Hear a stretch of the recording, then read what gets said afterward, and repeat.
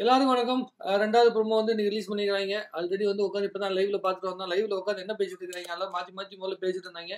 இப்போ உட்காந்து எல்லாம் தோசை சுட்டு தின்னுட்டு ஹாலில் உட்காந்துருக்காங்க. சரி முதல்ல 2வது ப்ரோமோ என்னன்னு பார்த்துருவோமே.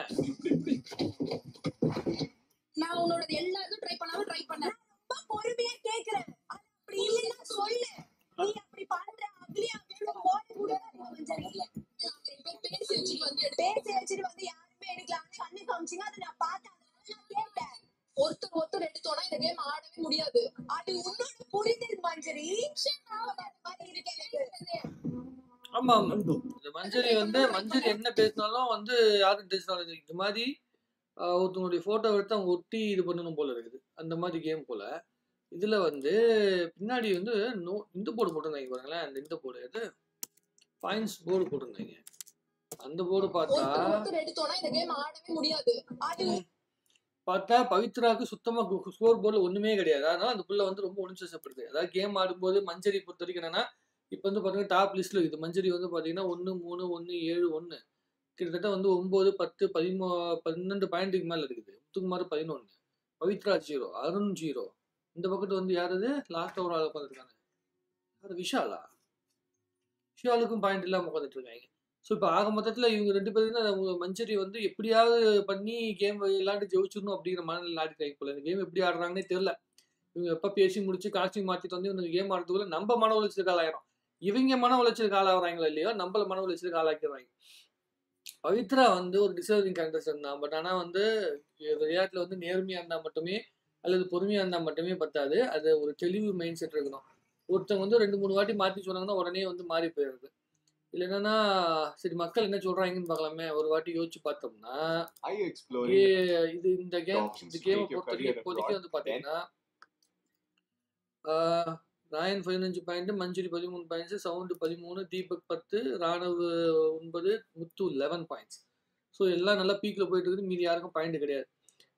தீபக் அண்ணா always fire, he is proving the age is just number. இதெல்லாம் வந்து புகழ்ச்சி கமெண்ட் போட்டு வச்சிருக்கீங்க. மஞ்சரி நீங்க பேசுறது எங்களுக்கு டென்ஷன் ஆகுது. எனக்கு அப்படிதான் இருக்குது. மஞ்சரியை பொறுத்த வரைக்கும் என்ன கான்செப்ட்னா ஒரு கண்டென்ட் எடுத்த வரைக்கும் அந்த கண்டென்ட்ல வந்து ஒரு தெளிவான ஒரு மனநிலை இருக்கணும். அந்த கண்டென்ட்ல தனக்கு மட்டும் ஜெயிக்கிறதுக்கு என்னென்ன வழி இருக்கோ அதை மஞ்சரி பண்ணிட்டு, ஆனா நீதி நேர்மை நியாயத்துல அடுத்தவங்கிட்ட மட்டும் எதிர்பார்ப்பாங்க மஞ்சரி. அதுதான் மஞ்சரி பண்ற மிகப்பெரிய தப்பு நான் பார்த்த வரைக்கும்.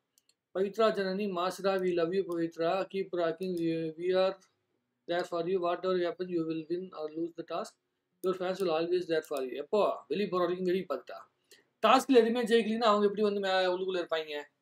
இது என்னன்னே புரிய மாட்டேங்குது. இதுல ஒரே ஒரு விஷயம் என்னன்னா இந்த என்ன சொல்றதுன்னா ஒருத்தர் ஜெடியூனா இருக்கணும், சரியா இருக்கணும் அப்படிங்கலாம் மற்றவங்ககிட்ட எதிர்பார்த்துட்டு மஞ்சரி மாதிரியான நாட்கள் வந்து தான் வந்து அப்படி இருக்கக்கூடாதுன்னு சொல்லிட்டு நேற்று வந்து அது வந்து ஒரு மாதிரி வந்து சொல்லிடுறது, ஒரு வார்த்தை பயன்படுத்திடுது. நீங்க பேசுறது ஒன்றும் சரியில்லை, நீங்க ஒரு தெளிவான மனநிலையில இல்லை, அந்த மாதிரிலாம் வந்து வார்த்தைகள்லாம் மாதிரி பயன்படுத்துறது மஞ்சரி. அது வந்து இங்கிலீஷ் 2-3 டேர்ம் எடுத்துக்கிட்டு பேசுறது இருக்குல்ல, அதுதான் வந்து மற்றவங்களை வந்து ரொம்ப இரிட்டேட் ஆகுது. அதான் மார்க்கிங் பண்றது, ஒருத்தவங்க வந்து ஸ்டீரோ டைப் பண்றதுன்னு சொல்லுவாங்களே, அந்த மாதிரி வந்து ஒரு கேம் பிளே வந்து மஞ்சரி ஓடுது. அது ஈஸியாக ட்ரிகர் ஆகிடும். அவங்க பேசுகிற அந்த வாய்ஸ் டோன் இருக்குல்ல, அதுவே ரொம்ப இரிட்டேட்டிங்கான டோன் மாதிரி இருக்கும். எப்படின்னா எல்லா பேச்சையும் சரி பேப்பரில் எழுதி வச்சு படித்தா எப்படி பட்டிமன்றத்தில் படிப்பாங்களோ அந்த மாதிரி தான் மஞ்சரி பேசுறதும் இருக்கு. ஸோ தான் பேசுறது சரிங்கிற மாதிரி சில இடங்களில் ரொம்ப ஸ்ட்ராங்கான கண்டிஷன் மாதிரி நமக்கு தெரிஞ்சாலும் பல இடங்களில் வந்து ஒரு எப்படி சொல்றதுன்னா அடுத்தவங்களை மேனிபுலேட் பண்ணுற கண்டென்ட் மாதிரி தான். விஷாலை பொறுத்த வரைக்கும் யாராவது கமெண்ட் போட்டிருந்தாங்க அந்த மாதிரி தான். விஷாலை பொறுத்த வரைக்கும் ஒரே ஒரு விஷயம்தான் கண்டென்ட்டே. யாராவது ஒருத்தங்கிட்ட போயிட்டு வந்து அப்படியே ஒட்டி பார்ப்பல, ஒட்டிட்டு அப்படியே நகர்ந்து போயிட்டே இருப்பாரு. அவங்களோட கேமை வந்து டவுன் ஆக்க வேண்டியது. அவங்களோட கேமை டவுன் ஆக்குறதுனால இவனோட ஓட் பர்சன்டேஜ் இன்க்ரீஸ் ஆகி இவன் சஸ்டெயின் ஆயிடுவான். இப்படியே 2 பேரை வந்து முடிச்சு விட்டேன். அவனுக்கு தர்ஷிகா முடிச்சு விட்டாச்சு, அன்சிதா முடிச்சு விட்டாச்சு. அடுத்து சௌந்தர்யா வந்து சும்மா ஃப்ரெண்டு மாதிரி பேசிட்டு இருக்கிற மாதிரி சௌந்தர்யா பேசலாம் முயற்சி பண்ணும்போது அது அப்படியே எஸ்கே பைப்பில் வந்து முத்து பக்கத்து வந்து நான் வந்துருச்சு. ரயன் கூட பேசிட்டு இருந்தாலும் ஓட் பர்சன்டேஜ் அடி வாங்கணும். கரெக்டாக இப்போ முத்துக்கிட்ட வந்து ஃப்ரெண்ட்ஷிப் ட்ராக் வந்து ஓட்டுறதுக்கு சௌந்தர்யா வந்து பேசிட்டு இருக்காங்க. முத்து அதை வந்து அந்த பல்ஸை பிடிச்சிட்டான். ஸோ நம்ம 2 பேரும் சேர்ந்து தான் இங்கே வந்து பண்ணி ஆகணும், இல்லைன்னா இந்த கேம் ஆட முடியாது அப்படிங்கிறது வந்து முத்துக்கும் தெரிஞ்சிச்சு, சௌந்தர்யாவுக்கு தெரிஞ்சிச்சு. எழுதி வச்சுக்காம 2 பேரும் பேசிக்கிட்டு செம்மையாக கேம் பிளே பண்ணிட்டு இருக்காங்க 2 பேரும். அதுவே வந்து ஒரு பெரிய ஒரு புரிதல் எப்படி இருக்கு அப்படிங்கிறது தெரிய ஆரம்பிக்குது. ரயன் வந்து பார்த்தீங்கன்னா சௌந்தர்யா ஒதுக்கிட்டு மீதி எல்லாத்துக்கூடையும் வந்து ஒரு கெட் டுகெதர் பார்ட்டி போட்ட மாதிரி அப்படியே வச்சு கேம் பிளே பண்ணிட்டு இருக்கான். இது எந்த அளவுக்கு ஒர்க் அவுட் ஆகுதுன்னு பார்ப்போம்.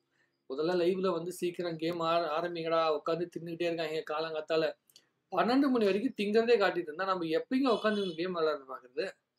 பார்ப்போம். என்ன நடக்குதுன்னு பார்த்துட்டு மறுபடியும் டீட்டெயிலாக பேசுவோம். உங்களுடைய கருத்தில் கமெண்ட் எழுதுங்க, மறுபடியும் பேசுவோம்.